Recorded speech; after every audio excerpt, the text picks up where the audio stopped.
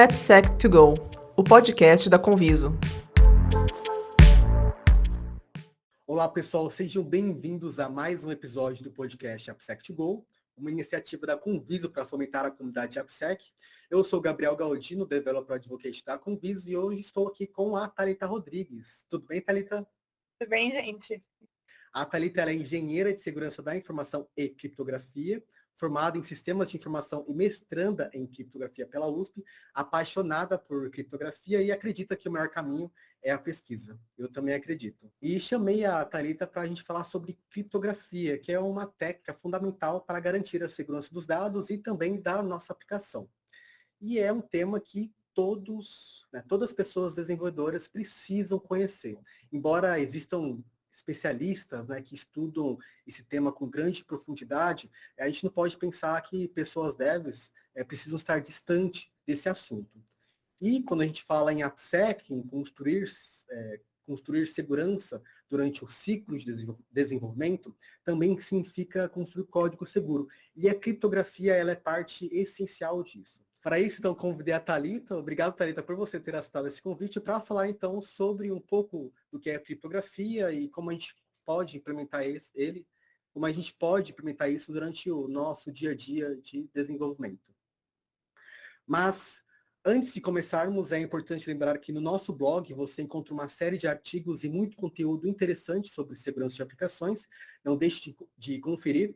E se você estiver assistindo esse episódio no YouTube, aproveita para dar um like. E se você estiver ouvindo no Spotify, aproveita para compartilhar aí com seus amigos e com pessoas que gostam do tema criptografia.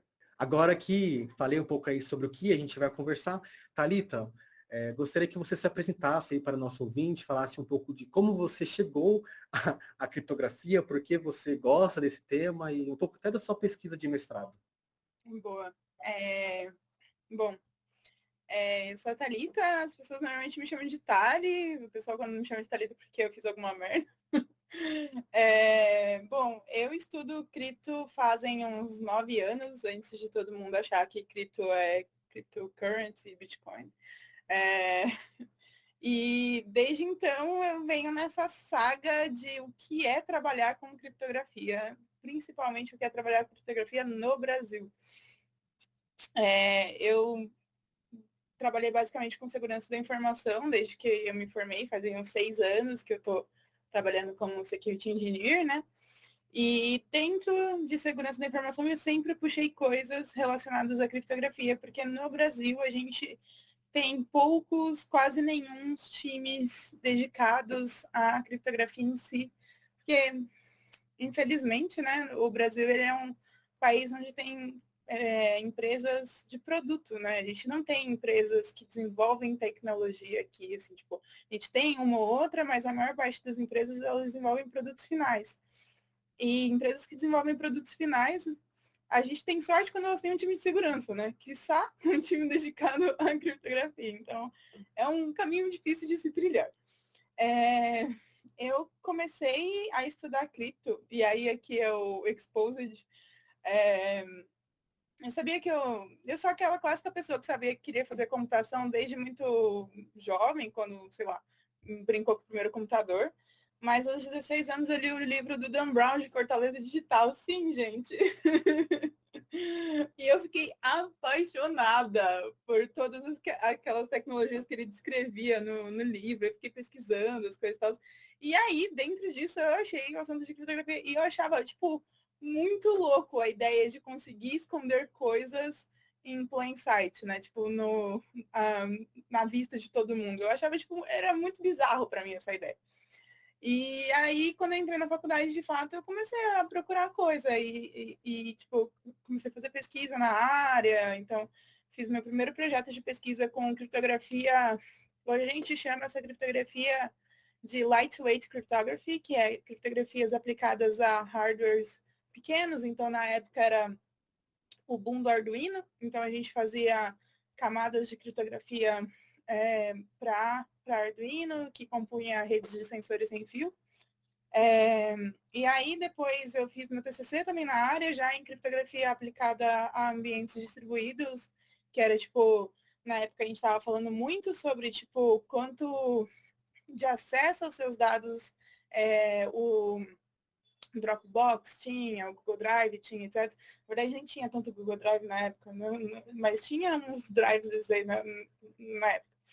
E aí, a criptografia foi avançando, né? A gente falava muito sobre curvas elípticas também na época, mas eu nunca me interessei tanto por curvas elípticas, opiniões polêmicas, mas sempre pareceu um campo meio moroso, assim, de se trabalhar. Nunca me interessei. E aí eu conheci a criptografia homomórfica. Eu posso falar um pouquinho mais dela depois. E a irmã dela, que é a criptografia pesquisável, né? Uma tradução livre aí, que é o Searchable Encryption. E qual que é a ideia, né, dessa galera aí?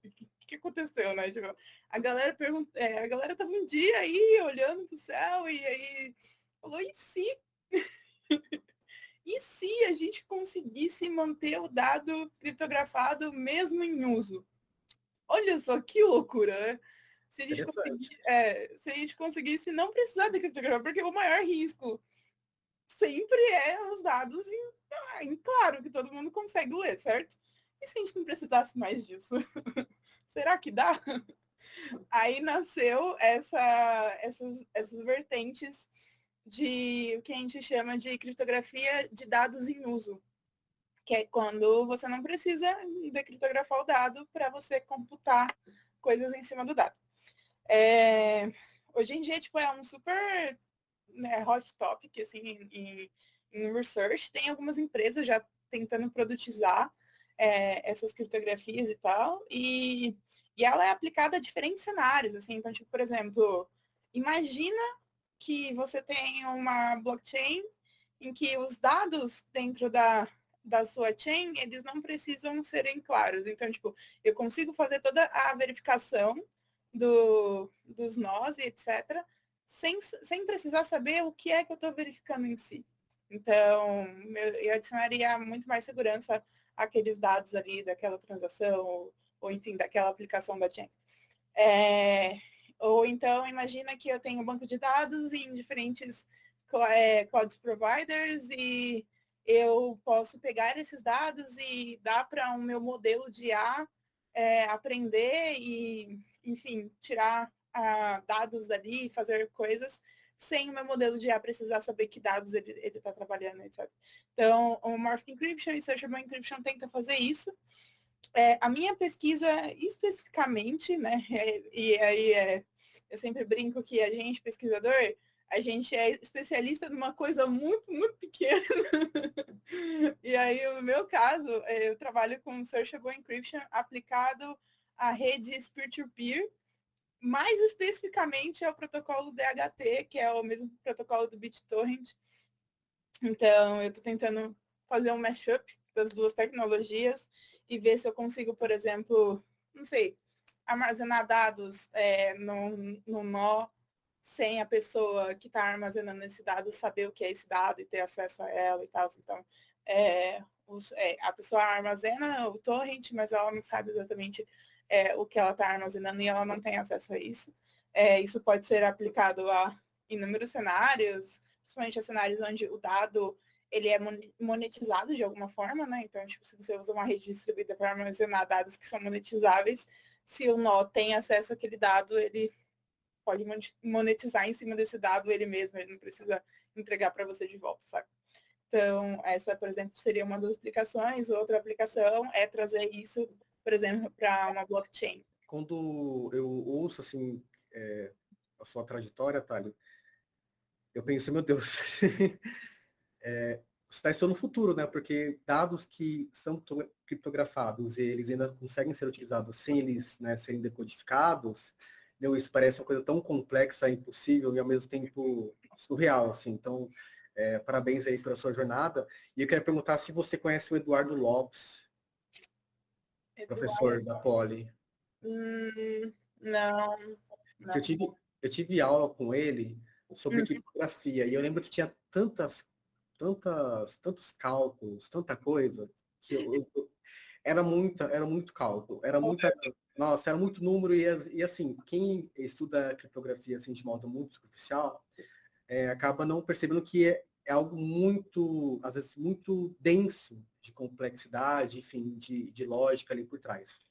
E aí eu queria perguntar aqui, trazer uma pergunta até da comunidade, né, do Twitter. O Thiago Costa, ele perguntou se existe uma relação entre estatística e criptografia. Uhum. Olha, a gente pode dizer que tem no sentido de, tipo, em sentido de métricas, a gente pode, tipo, metrificar os modelos criptográficos com a probabilidade de, etc.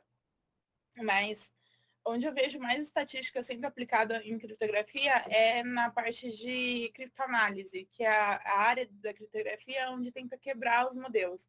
Porque, por exemplo, nos modelos de Searchable Encryption, eu faço, imagina um banco de dados onde eu mando uma query para o banco de dados e ele me retorna alguma coisa, certo? Um Searchable Encryption vai funcionar mais ou menos desse jeito. Quando a gente fizer uma query, eu estou passando uma informação para ele com uma keyword, ele está me respondendo onde essa keyword está. Se eu fizer isso inúmeras vezes, dependendo do quão seguro o meu modelo é, ele, na verdade, vai revelar muito para mim dos dados que estão armazenados dentro daquele modelo, o que vai quebrar totalmente aquela nossa ideia de zero knowledge, né? Não vai ser tão zero assim. E a gente usa muito estatística para medir essas coisas, sabe? Tipo, para medir a quantidade de keywords, a frequência que está voltando e etc. Tem um pesquisador que ele fez o doutorado dele usando análises estatísticas para quebrar o Poly-Chachá, que é um algoritmo de criptografia simétrica. E ele usou análise de frequência, por exemplo, para fazer criptoanálise dentro do Poly-Chachá. Então, eu diria que estatística é mais aplicado à área de criptoanálise em si. Assim, né, gente? Também seguindo o meu conhecimento, né? Muito bom deixar isso claro aqui. Mas é no sentido de a pessoa quer se aprofundar ali no tema de criptografia, então a estatística vai ser uma base importante para ela, é isso, né? Não que no dia a dia a gente precisa saber, assim, de conceitos, né, tão profundos de estatística. Assim, opiniões não tão polêmicas, talvez. Eu diria que, assim, eu diria que criptografia é meio que igual a matemática do ensino médio, que todo mundo fala que é difícil, mas quando a gente para ver, talvez não seja tão difícil assim. Boa, boa. Eu acho que depende muito sobre o que você quer se especializar em criptografia. Eu trabalho, e é a área que eu mais gosto, com a aplicação da criptografia. Então, por enquanto, eu não me vejo criando algoritmos criptográficos. Então, tipo, por exemplo, eu não me vejo criando o próximo RSA, mas eu me vejo criando o próximo MTLS. Olha, quero ver. Vem aí, galera. Então, por exemplo, para você criar o próximo RSA, cara, você vai precisar de uma base matemática gigante. Principalmente se a gente estiver falando sobre computação quântica, você vai precisar de uma base matemática e física gigante. E é sobre isso, né? Às vezes você gosta disso. Então, por exemplo, quem tem um background em estatística, talvez já tem essa base, sabe? Então vai ser muito mais fácil para essa pessoa. Mas se você quiser trabalhar com a aplicação da criptografia, que seria mais criação de protocolo, etc., eu acho que você, uma vez ou outra, você vai esbarrar numa função matemática ali, uma notação matemática, você vai ter que entender ali os livros, eles são escritos dessa forma. Mas, cara, nada que uma pessoa que tenha feito cálculo 1 na faculdade não consegue tancar, tá ligado? Então, tipo, não precisa de tanto background matemático assim quanto a galera acha. Depende muito da área que você está se especializando, sendo bem sincero. Perfeito. Eu até pergunto isso porque eu lembro dessas minhas aulas na USP e me assustava muito o quanto de matemática que demandava por ali. E eu até convidei porque a ideia é que a gente desconstruir um pouco esse pensamento de que criptografia é algo só exclusivo para pessoas de segurança, né? Que desenvolvedores também podem aprender. E, inclusive, algumas pessoas aqui da comunidade trouxe de que ainda há muita confusão sobre conceitos como criptografia simétrica, assimétrica, que as pessoas confundem esses pontos, né? Que desenvolvedores geralmente usam no dia a dia. Sim.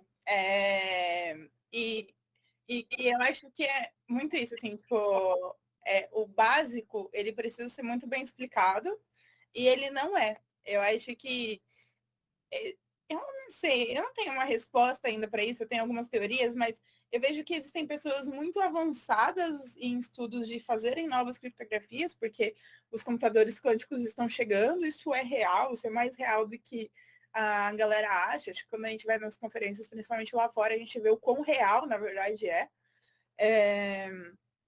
mas eu acho que existem muito poucas pessoas se preocupando em criar boa usabilidade de criptografia. Tipo, é meu sonho, meu Deus do céu, conseguir criar uma biblioteca onde os desenvolvedores não precisam se tornar especialistas de criptografia, porque eles não deveriam. Assim como eu acho, e aí opiniões polêmicas, que desenvolvedores não deveriam saber tanto segurança quanto as pessoas acham que eles deveriam saber. A gente deveria abstrair esses conceitos para eles saberem o mínimo possível, porque o desenvolvedor já precisa saber de toda a linguagem de programação que eles usam, tipo, quais funções são seguras ou não, sobre runtime, sobre teste. E aí ainda a gente quer exigir dos caras que eles sejam especialistas em segurança, especialistas em criptografia. A gente está esperando muito de uma pessoa só. Então, hoje, infelizmente, claro que essa é onde a gente quer chegar, né? Mas falando sobre hoje, a gente não tem boas bibliotecas para isso. Então, hoje os desenvolvedores precisam saber essas diferenças aqui. A gente pode explorar essas diferenças aqui, por exemplo, porque esse é um problema aberto tanto no mercado quanto na academia. Ninguém está se preocupando em criar ferramentas criptográficas que tenham boa usabilidade. Bom saber. É interessante isso da usabilidade, porque geralmente quando a gente quando a gente vê essas ferramentas de segurança, elas são sempre voltadas para as pessoas de segurança. E como você falou, né, desenvolvedores já tem tanta coisa, e isso é verdade. Quando eu lido diariamente com pessoas desenvolvedoras nas comunidades, elas não querem ser especialistas de um novo tema, porque elas já têm o que elas trabalham, a tecnologia stack delas, né, a tecnologia delas. A ideia é que elas consigam incorporar conhecimento sobre segurança dentro do que elas já utilizam, por exemplo, ambiente, né, como conhecer a infra, qualidade, fim de segurança, dentro desses várias camadas, né, e dimensões que há dentro do processo de desenvolvimento. Então, de fato, a gente precisa tomar esse cuidado e muitas vezes essas pessoas que têm esse conhecimento avançado não conseguem se conectar com essas pessoas que, de alguma forma ou outra, muitas vezes de uma formação que não vieram de uma formação formal, né, da graduação, etc., algumas pessoas que foram autodidatas, enfim. Então é interessante que esse conhecimento ele seja, de certa forma, fácil de ser absorvido. E esse é um desafio, né, inclusive, da nossa conversa de hoje, poder entender esses conceitos. Né? Boa. A gente pode até explorar um pouquinho ele. Eu vi que tem até um tweet perguntando a diferença. A gente pode falar um pouquinho deles. Eu gosto bastante de explicar de uma forma, assim. Acho que a criptografia simétrica, né, ela é a criptografia mais rápida que a gente tem. É a que a nossa arquitetura computacional hoje lida melhor. E ela é uma criptografia, por que ela chama simétrica, né? De simetria. Simetria igual, né? Beleza? Igual do porquê usa a mesma chave. Então a gente tem uma porta e eu uso a mesma chave para trancar a porta e para abrir a porta. Então, uma criptografia simétrica é isso. A criptografia assimétrica, então a simetria de diferente, né? De assimétrico. Seria, então, eu uso uma chave para trancar a porta e eu uso uma outra chave para destrancar a porta. A criptografia assimétrica, ela é baseada em... Vou tirar um palavrão aqui e trazer alguns traumas para as pessoas de problemas NP. Eu acho que eu ouvi um latido aí. O meu cachorro talvez não goste de problemas NP. Os problemas NP completos são problemas que são difíceis para o computador solucionar. E a criptografia assimétrica ela é baseada nesses problemas. O que acontece? Além dessas duas, isso aí está na parte de encryption, né? Que é para você encriptar dados. Coisas que vai ter... É uma via de mão dupla. Então, o dado ele vai ser criptografado e ele consegue ser decriptografado também. Então, ele vai e volta. Na área de criptografia, existem outras coisas, porque criptografia em si não é só encriptar dados, mas é obfuscar dado de diferentes formas. Então, quando a gente fala sobre esconder o dado em plain sight, a gente está falando sobre outras estratégias também. E aí essa estratégia, por exemplo, é o hashing e o encoding. Esses outros dois geram muita dúvida para a galera em que momento eu devo usar cada um desses palavrões, né? Então, tipo, o hash, eu gosto de dizer que o hash ele é uma via de mão única. Ele só vai, ele não volta. Então, a hora que você hasheia um dado, você não tem a habilidade de pegar aquele hash e trazer de volta qual que é o dado original.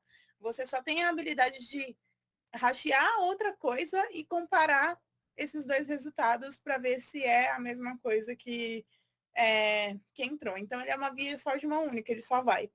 E a gente tem um encoding, e o encoding nada mais é do que trocar a letra A pela letra B, sabe? Tipo, você pegou ali a tabela ASCII, você falou que o número 3 agora é 3 mais 2, então o número 3 virou 5, o número 4 virou 6 e por aí vai. Então, tipo, o encoding, ele não, né, base 64, etc., tá público lá, a gente sabe exatamente a tradução, né? Encoding é basicamente uma tradução de uma língua para outra. Então, a gente vai usar isso, a gente vai usar cada uma dessas técnicas prevendo o que a gente quer. Então, por exemplo, se a gente quer garantir que ninguém vai conseguir descobrir o que era o nosso dado, a gente vai usar o hashing. Só que também, se a gente perder o dado original, a gente também não vai descobrir qual é o dado. Então, assim, tem esse ponto. A gente usa muito. A desvantagem grande. É meio óbvio, mas o óbvio às vezes precisa ser falado, porque eu já vi algumas coisas acontecendo.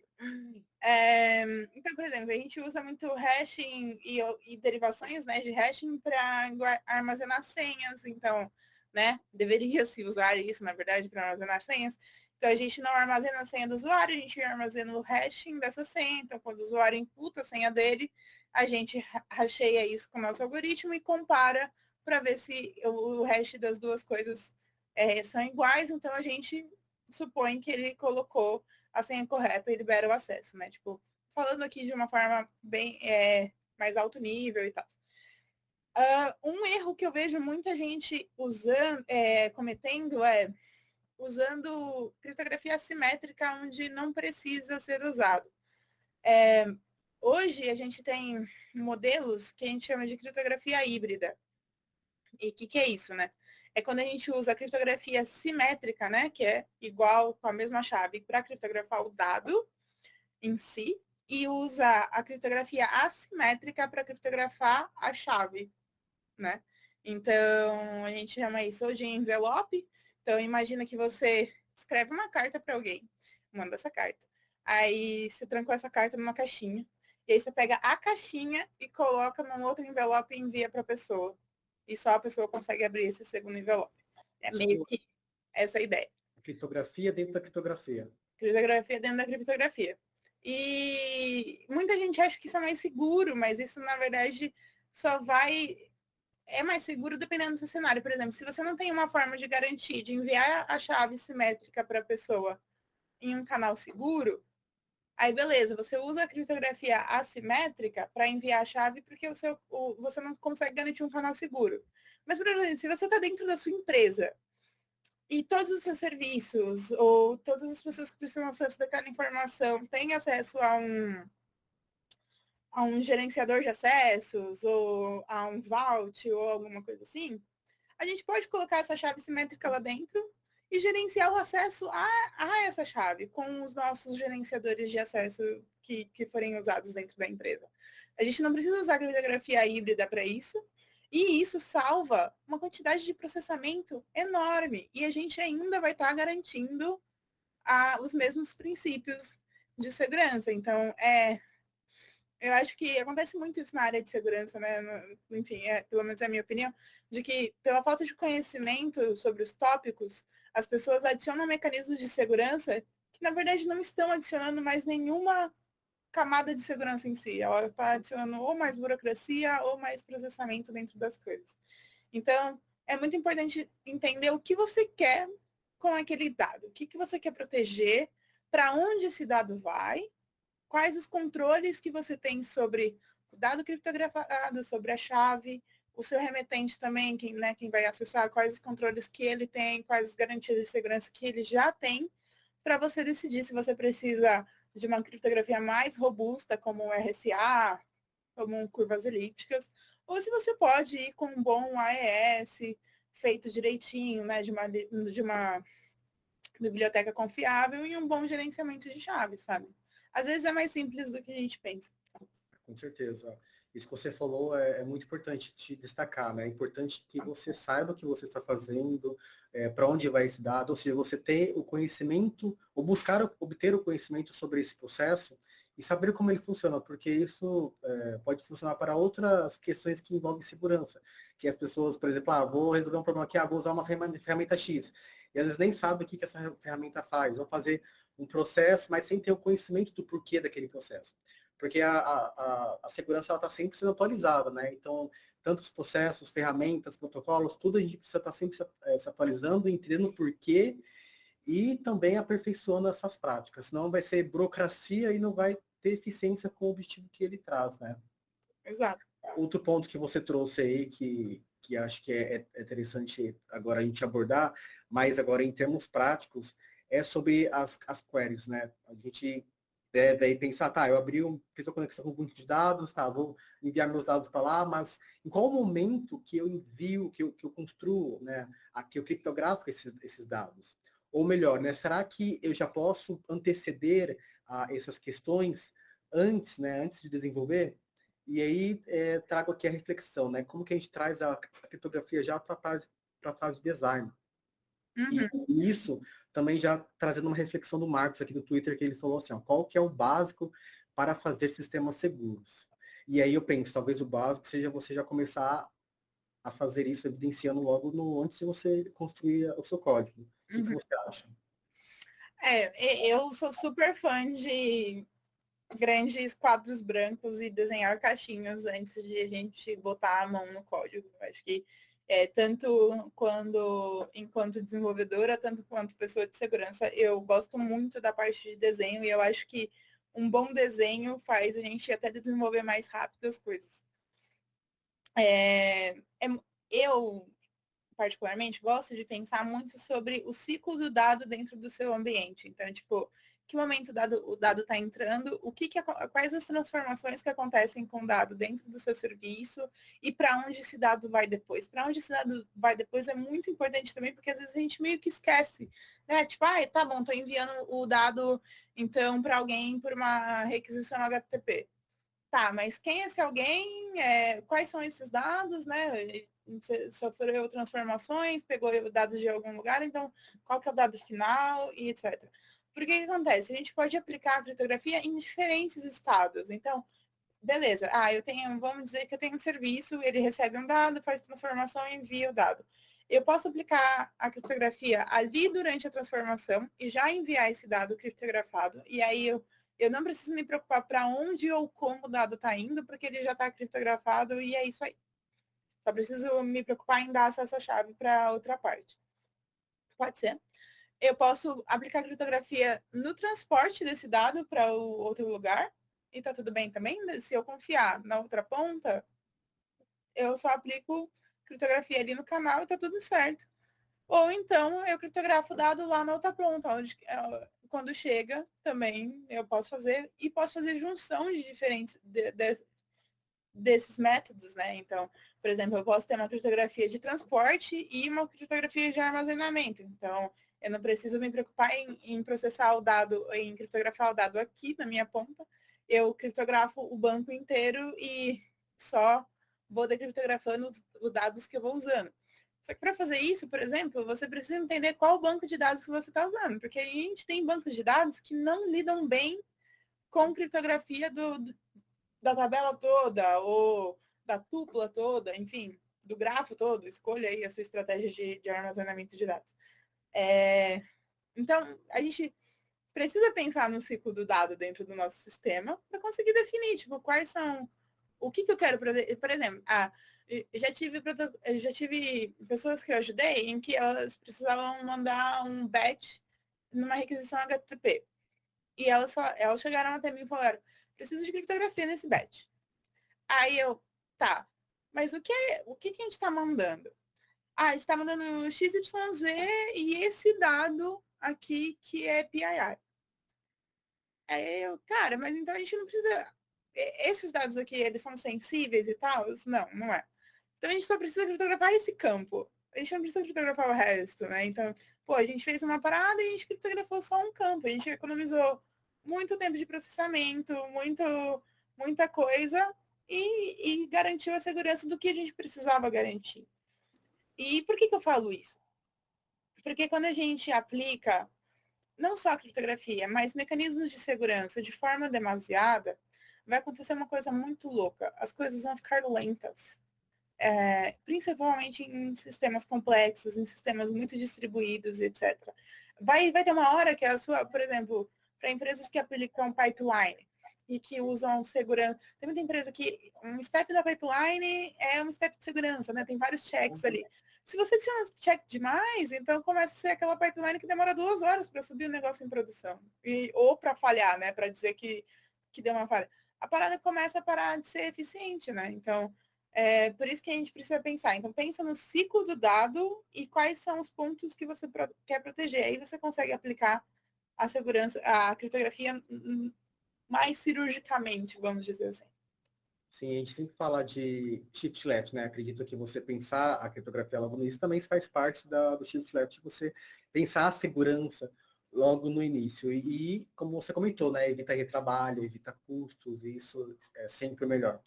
E tá, a gente pensou no quadro branco, né? Mas quais recursos que você recomendaria para algum dev que vai amanhã implementar uma nova funcionalidade, ele vai para esse quadro branco, né? Algum material, como que eu consigo construir esse ciclo do meu dado?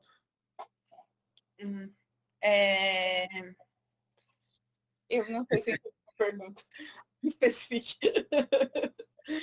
Por exemplo, imagina que ele está ouvindo agora e aí ele quer talvez buscar algum apoio. Por exemplo, existe uma ferramenta open source que possa utilizá-lo? Ou é só ele fazer diagramas e com isso ele já consegue, então, identificar? Ou existem algumas bibliotecas que possam auxiliá-lo? Boa. Bom, bibliotecas a gente tem várias, né? Eu acho que tem uma biblioteca que é muito... Ela tem começado essa pegada aí de user-friendly que a gente comentou, que é o Google Think. Mas você ainda precisa de algum entendimento sobre as diferentes funcionalidades de criptografia para usar, mas ela começa a falar sobre essa parada de usabilidade mais. Mas a gente tem várias coisas. A gente tem o JCE, né, para quem usa a JVM, Bounce Castle também, para quem usa JVM. A gente tem libsodium para quem usa C e derivados de C. A gente tem o PyCrypto para quem usa Python. Bibliotecas a gente tem várias. E assim, é muito importante falar isso. A recomendação é sempre usar essas bibliotecas. Não crie os seus próprios algoritmos criptográficos. Não criem. Por favor. Não criem. Não criem. Não, eu vou fazer um negócio aqui e vai dar bom, é super seguro. Não é, gente, não é. A última competição de criptografia para algoritmos pós-quânticos está rodando há 6 anos. E os últimos algoritmos os 4, né, finalistas, depois de 6 anos tentando quebrar os negócios, 2 deles foram quebrados num computador que era, tinha, sei lá, 6 cores, sabe? Computador de casa. Então, assim, se os criptógrafos passam anos estudando e tentando fazer criptoanálise, desculpa, não é você que vai conseguir criar um algoritmo seguro em casa. E não é menosprezando as suas skills ou qualquer coisa assim. Eu também não vou. Assim, tá tudo bem. São várias pessoas construindo isso a várias mãos e etc. Então, sempre usem bibliotecas. Mas é muito importante a gente entender esses conceitos básicos. Então, até tem, vários materiais na internet. Então, vamos garantir que a gente sabe o conceito de criptografia simétrica, assimétrica e a gente entenda o nosso gerenciador de acessos e chaves da empresa, né? Então, as empresas têm ou deveriam ter coisas que gerenciem acessos a segredos, né? E segredos sejam chaves, tokens, etc. Então, é muito importante entender essa ferramenta e como incorporar ela no seu serviço e escolher uma boa biblioteca criptográfica. Tendo esses conceitos claros na sua cabeça, quando você for para o quadro desenhar, entendendo o que a gente conversou sobre o ciclo do dado, a gente vai saber onde aplicar. Então, beleza, vou criptografar o dado mesmo antes de enviar. Então, sei lá, aqui na minha classe, vamos dizer, você está usando Java, que na minha classe, antes de sair para o mundo externo, eu vou chamar uma função da biblioteca tal que vai criptografar, vou pegar essa chave, vou fazer alguma coisa com essa chave e mandar o dado. Então, a gente já vai meio que saber onde plugar as coisinhas, né? Então, tipo, por exemplo, não, resolvi que eu vou fazer uma criptografia de transporte. Essa criptografia, ela vai usar TLS ou MTLS, né? Tipo, tenho condições de usar MTLS, é sempre a preferência.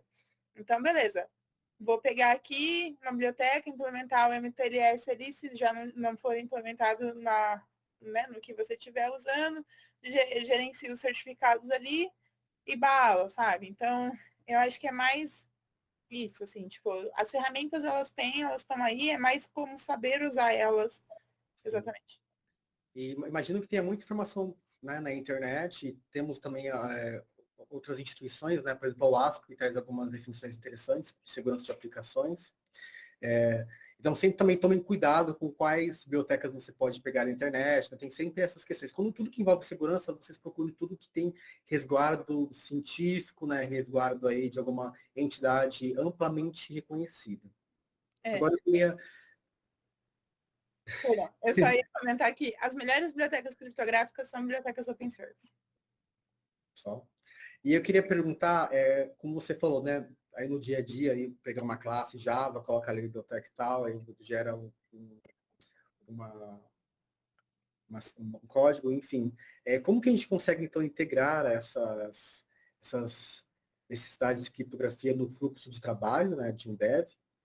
Você trouxe esse exemplo, e também quais são os dados que devem ser criptografados, quais são os níveis, né? Por exemplo, eu vou abrir uma consulta aqui para poder, sei lá, colocar itens no meu banco de dados, itens de compra, né? Esses dados precisam ser criptografados. Ou, por exemplo, nome de pessoas, aí também temos outros dados, né, que podem envolver dados de mulheres, dados de crianças, e aí óbvio que eu faço essa ponte com a LGPD aí, porque eu sei que tem algumas diferenças de sensibilidade de dados, né?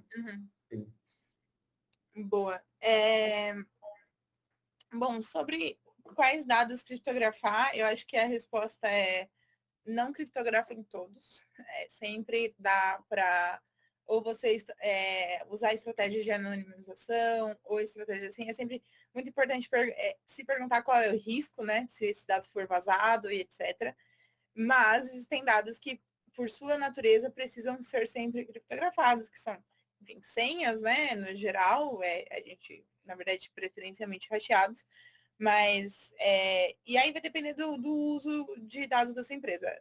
Se a sua empresa lida com dados de pagamento, ela muito provavelmente tem que ter a certificação PCI, então, muito provavelmente ela passou por alguma auditoria sobre esses controles aí e ela já tem, ou deveria ter, mecanismos criptográficos para dados PCI.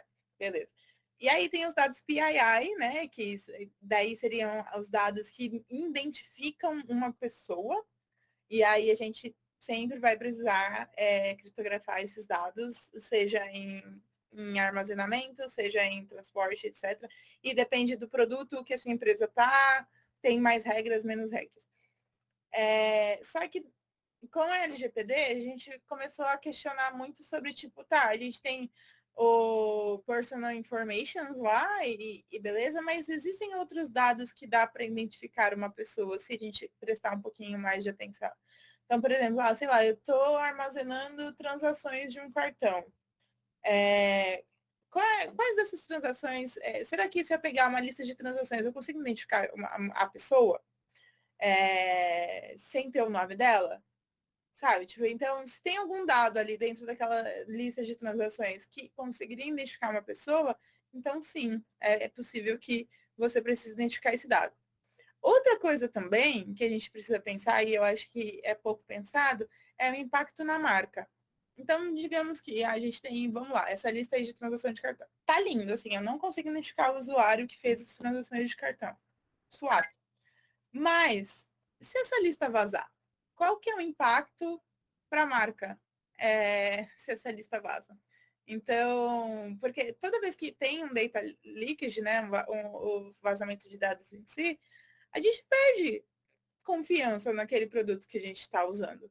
Então, isso é muito importante saber também. Às vezes, o que você vai precisar é nem é criptografia em si, às vezes é um outro mecanismo para garantir que esse dado não seja vazado. Talvez a gente chegue nessa conclusão. Mas é importante se questionar isso, sabe? E acho que. E nem tô puxando o lado para PSEC nem nada, mas Sim. esse questionamento todo, ele acontece na fase de design, ele deveria acontecer. Deveria acontecer. Porque é isso. E é muito mais além do que dizem que é os dados PII, né? É muito mais abrangente sobre identificar pessoas ou grupos de pessoas, né? Como se falar, tipo, se a gente conseguir identificar que isso aqui foi feito por uma mulher, não importa qual mulher, isso é ruim também. Eu perguntei isso até porque, como você comentou, né? Tem que ter essa reflexão. Muitas vezes essa reflexão ela vem do trabalho colaborativo, né? Por exemplo, de pessoas desenvolvedoras com pessoas de segurança, conversando, discutindo, um colocando o seu ponto. E isso acontece, isso deveria acontecer no design, né? Então não é também pensar que ambos lados devem ficar sozinhos nisso, mas a gente pensar também nessa colaboração. E além de entender o tipo de dado, também queria entender como que funciona a criptografia em dados em repouso, em armazenamento, em trânsito, né? Trânsito ou repouso, e se tem alguma diferença substancial entre os dois. Boa. A criptografia em trânsito, ela é basicamente, a gente pode dizer que ela é basicamente uma VPN. Então, eu crio ali temporariamente uma conexão segura entre o A e o B, e aí eu consigo garantir que todo dado trafegado ali não vai ser interceptado por nada no meio desses dois pontos. Para isso, a gente usa TLS e MTLS normalmente. A diferença entre o TLS e o MTLS, para quem não sabe, é que no MTLS, ambas as pontas precisam apresentar os seus certificados e esses certificados são validados. Isso a gente tem uma garantia a mais de que os dois lados são quem dizem ser. Então, no transporte é isso. Só que o que acontece? Ele sai de A em plain text, né? Ele sai de A com dados às claras. Durante o transporte, ninguém consegue acessar ele. Mas ele chega em B às claras também. Então, isso precisa estar bem claro. Tá ok para você as duas pontas saberem os dados? Se tiver ok para você, criptografia de transporte é o que há, é de boas, não tem tanto impacto em performance, é legal. Criptografia em armazenamento, a gente vai falar sobre banco de dados, buckets e qualquer coisa que armazena dados em si. Normalmente, não é via de regra, mas nas grandes tecnologias de banco de dados, eles têm opções de criptografia. Então, por exemplo, num dos meus primeiros trampos eu fazia muito isso, né? Tipo, de hardening de banco de dados. Então, tem opções ali que você consegue setar, essa coluna aqui vai ser criptografada. Então, toda vez que um dado novo for inserido, todos os dados aquele dado novo naquela coluna vai ser criptografado também, e aquela coluna vai ser criptografada. Há opções de criptografar o banco de dados inteiro, e aí há estratégias diferentes para tipos de criptografia, há estratégias diferentes para se eu vou decriptografar o banco inteiro toda vez que eu acessar, ou se eu consigo decriptografar apenas a linha, ou a tabela, ou enfim. Tem isso também. Então, o armazenamento, a criptografia está muito mais na tecnologia que você está usando. Então, é muito mais sobre conhecer a tecnologia que você está usando do que a criptografia em si. Porque, por exemplo, eu vou falar sobre a AWS. Quando você usa o banco de dados dele, ele já tem várias opções de criptografia por default. O próprio bucket da AWS já tem criptografia por default. Quer dizer, não por default, mas você pode habilitar lá e aí todos os dados dentro do bucket já vão ser criptografados. E você tem uma gama de opções de tipo, você pode, se você não quiser ter trampo nenhum, a AWS já gerencia a chave para você, já faz tudo por você, já criptografa para você. Tá... Ai, Thalisa, mas eu quero ter controle da minha chave e tal. Eu também quero ter controle da minha vida, sabe? Mas às vezes, fazer o mínimo já é melhor do que não ter nada. Já às vezes faz a diferença. Exato. Então, assim, a gente começa com isso, né? Com, vamos usar o que as ferramentas provêm. E aí, né, conforme a gente vai amadurecendo o nosso próprio nível de segurança dentro do ambiente que a gente está, a gente pode ir criando mais ownership dessas coisas de gerenciamento de chaves e da própria criptografia em si. Mas, no geral, quando a gente fala sobre armazenamento, normalmente as ferramentas que a gente tem, elas já provêm. E se daí elas não proverem, aí, por exemplo, vamos dizer que você tem lá ou a sua classe de DB, que faz a comunicação com o banco de dados e insere lá o dado na sua tabela. Se o seu banco de dados não prover nenhum tipo de criptografia e você mesmo tem que fazer, aí é nessa classe ali que você chamaria, então, uma funçãozinha e criptografaria o dado antes de mandar ele para o seu armazenamento. Aí recai a responsabilidade sobre o seu serviço que está enviando o dado em si, né? Você vai ter que enviar já esse dado criptografado. Mas hoje em dia é muito difícil um banco de dados que não tenha alguma opção de criptografia. E aí quando você falou aí de, nossa, criptografar todo um banco de dados, eu falei, meu Deus, é muita criptografia. E aí eu lembrei do início, quando você comentou que a criptografia ela pode, às vezes, impactar o desempenho do sistema, dependendo de como que você utiliza. E aí, queria já, indo a gente para um pouco para o final, é entender como que a gente pode pensar a criptografia sem com que a gente caia nessa perspectiva de que também criptografar vai afetar o desempenho do sistema, vai ficar lento, né? Como que a gente trabalha isso? Até porque eu lembro que na pré-discussão, né, desse episódio, eu trouxe ali uma afirmação que depois eu pensei, falei, opa, talvez não seja isso, que você que me corrigiu, que é otimizar a implementação da criptografia para minimizar o impacto do desempenho do sistema. E aí eu queria já entrar nesse debate aí. A gente deixa de criptografar para deixar o sistema mais rápido, ou a gente vai, né, criptografar tudo, deixa tudo lento? Bom, é um ótimo debate. Inclusive, ele traz alguns traumas na minha vida. Mas, enfim, assim, existem momentos em que a gente vai precisar usar criptografia e essa criptografia ela vai gerar overhead no processamento e não vai ter nada que a gente possa fazer sobre isso, porque aquele dado precisa ser criptografado naquele momento. Normalmente, quando a gente está falando sobre isso, são sobre dados extremamente sensíveis, que entra lá no PCI, no PII, e normalmente envolve muita ou legislação, certificação, ou mesmo cuidado com o dado que a gente está lidando. Mas esses são casos bem específicos. No geral, é saber onde aplicar. Saber onde aplicar e no que aplicar. Aquele exemplo que eu comentei do batch no HTTP. Cara, você tem, sei lá, 2 campos que você precisa proteger. E você tem um batch de 32 campos. Se você criptografar tudo, você vai estar gastando um tempo que você não precisa. Então, tipo, se 30 campos não é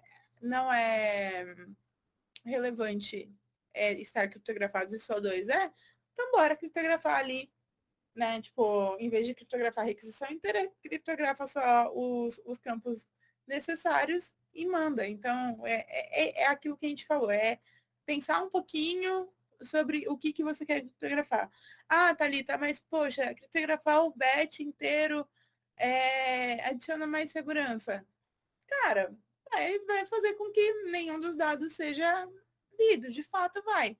Mas se você estiver falando disso num sistema que fazem milhares de transações por segundo e que criptografar o batch inteiro adiciona 10 milissegundos e que criptografar dois campos adiciona, sei lá, 0,2 milissegundos, que é muito melhor, sabe? Tipo, isso porque depois o que vai acontecer se a gente não pensar nessas coisas? Vai acontecer o clássico. Galera que cuida de dinheiro vai bater na porta de quem cuida desse serviço e vai falar: oi, tá muito caro, vamos dar uma reduzida? E aí você vai rodar alguma ferramenta, vai descobrir que o que tá muito caro é a parte de criptografia. E aí vem as ideias maravilhosas, não vamos otimizar aqui a criptografia para ela ser mais rápida, etc. E uma coisa que foi pensada para ser segura, ela vai acabar se tornando vulnerável, porque a gente não consegue melhorar a performance de criptografia a gente. Quem faz isso são as pessoas que constroem os algoritmos. Então, tem toda uma linha de pesquisa para pensar em performance dos algoritmos e etc. O que a gente pode fazer, às vezes, é estudar se as chamadas, né, tipo, as requisições que a gente está fazendo que não demora, porque às vezes não é nem o processo criptográfico em si. Mas, por exemplo, se você está usando uma biblioteca muito pesada, talvez fazer a chamada para essa biblioteca que está sendo ruim, talvez a biblioteca que você escolheu, a versão, já peguei casos assim, a gente estava usando uma biblioteca que a versão do RSA dessa biblioteca, ela era uma versão mais lenta. Então, o que a gente fez foi trocar de biblioteca para um outro RSA que tem uma versão um pouco mais otimizada. Mas veja, não fui eu quem otimizei o RSA.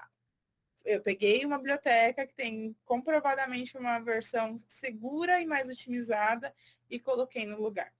E aí eu tive algum ganho de performance ali. Então, é isso, sabe?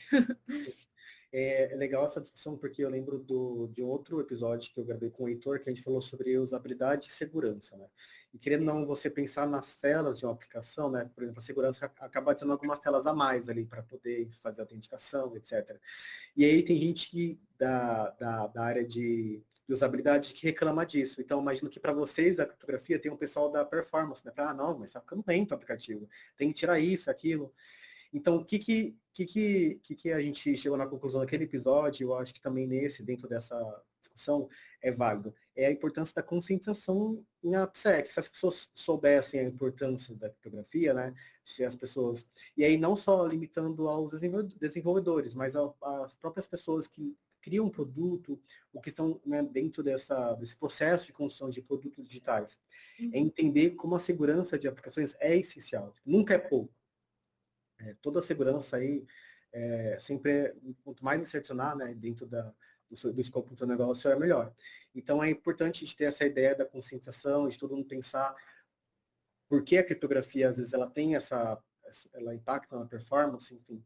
E como ela é essencial, né? Porque, assim, imagina um dado sigiloso, né? Imagina, como você comentou, né? Dados de cartão de crédito vazam, a reputação de uma empresa financeira perde muito, né? Então, são questões assim pequenas, né, que você pode melhorar no dia a dia. E aí, agora já chegando no final, queria pedir para você, Thalia, algumas dicas aí para quem não viu até aqui. Por exemplo, quero aprender mais sobre criptografia, ou quero, enfim, ter também acesso a bibliotecas, enfim, quais são as dicas finais que você dá aí para as pessoas que estão nos ouvindo? Boa. Bom, a gente tem alguns livros que a gente pode indicar, posso inclusive depois te mandar links para você colocar. Tem o Serious Cryptography, que é uma introdução à criptografia, e ele é um pouco mais high level. E eu acho que é legal para quem está tipo, colocando o pezinho na água. E tem o meu livro favorito da atualidade, que é esse daqui, que é o Real World Cryptography. E ele não tá aqui porque eu tô gravando podcast, ele tá aqui porque eu tô estudando negócio. Mas E aí ele vai falar sobre aplicações de criptografia no mundo real mesmo. Então, tipo, ele traz até casos de tipo Zero Knowledge Proofs, blockchain e etc. Então, é muito legal para quem trabalha com segurança, né? Porque eu vejo que muita coisa de criptografia é para quem pesquisa. E aí, bibliotecas, a documentação do Google Think, ela é ótima. Então, eu acho que o Google Think, ele tem abstrações para diferentes linguagens. Então, é interessante você olhar. Ela é uma biblioteca mais... das mais user-friendly que a gente tem. Ela ainda não é uma biblioteca que abstrai conceitos de criptografia, mas ela abstrai mais do que muitas bibliotecas. Ela tem as suas limitações de algoritmos a serem usados, etc., mas em vias de regra ela é muito boa. E é isso. E aí o meu conselho final é: leiam a documentação da sua biblioteca. Às vezes você escolhe uma biblioteca boa, mas por não ler a documentação dela, você acaba criando uma vulnerabilidade ou usando um modo vulnerável que ainda não saiu da biblioteca, alguma coisa assim. Então é sempre bom ler a documentação. Boas bibliotecas de criptografia têm boas documentações. Se ela não tiver uma boa documentação, desconfie. E assim vale também para quando a gente fala de segurança também, de aplicações no geral, a gente sempre recomenda ler a documentação da sua linguagem, né, quando você está com algum problema, que ali às vezes também tem alguns sites sobre segurança. E para criptografia também não seria diferente. Sim. Bom, a gente falou aqui que desenvolvedores não precisam ser especialistas de segurança, mas eles podem ser protagonistas em AppSec, ter esse conhecimento de criptografia ajuda muito. E, nossa, falar de criptografia é tipo um trava-língua para mim, que toda hora. Sim. Às vezes eu desisto, eu falo qualquer coisa parecida. Então. E a gente não falou sobre criptomoeda nem blockchain, olha só, 1 hora. Porque, afinal, cripto significa criptografia, não cryptocurrency. Olha só. Estamos chegando ao fim, então, nosso bate-papo com a Thali. Obrigado aí, Thali, mais uma vez, por você ter participado desse episódio, foi sensacional. E os nossos ouvintes podem, então, usar as nossas redes sociais para fazer comentários, enfim, tirar dúvidas. Estamos aí no Twitter, eu estou no Twitter como Gabu Galdino. Depois a Thali pode, enfim, passar aí as suas redes sociais. Aproveito, Thali, para te pedir aí se você tem algum canal, quais são as suas redes, caso alguém queira conversar contigo. Boa. Eu estou muito mais presente no Instagram do que em qualquer outra rede. O meu Instagram é thalirodrigues84 e o meu Twitter eu acho que é a mesma coisa. Eu tento manter os handles os mesmos e o meu LinkedIn também é a mesma coisa, é thalirodrigues84. Se o meu Twitter for outro handle desse, é esse daí mesmo. E sim, gente, é fechado, porque é isso aí, mas vocês podem mandar solicitação lá de mensagem, que eu normalmente fico de olho. Mas no LinkedIn também eu sempre estou de olho, então pode mandar por lá. O Twitter talvez seja a rede que eu sou menos ativa, sim, mas também pode mandar por lá que eu recebo notificação e eu dou uma olhada. E aí eu sempre falo, é sempre importante, me perguntem as coisas, assim, tipo, sei lá, não sei se você vai querer gastar o tempo com isso ou não, mas se eu tiver o tempo, eu prefiro gastar e garantir que alguém está implementando criptografia de forma correta por aí do que ver mais pessoas fazendo códigos por falta de conhecimento. Então, eu entendo que não é um assunto muito popular ou muito abordado nos cursos e é sempre bem deixado de lado. Então, eu estou aqui disponível. Se eu tiver tempo, várias pessoas já fiz calls com elas, me apresentaram layouts, arquiteturas, etc. E a gente bateu um papo e resolveu ali. E eu faço isso porque, enfim, traz paz ao meu coração também. Então, podem mandar mensagem.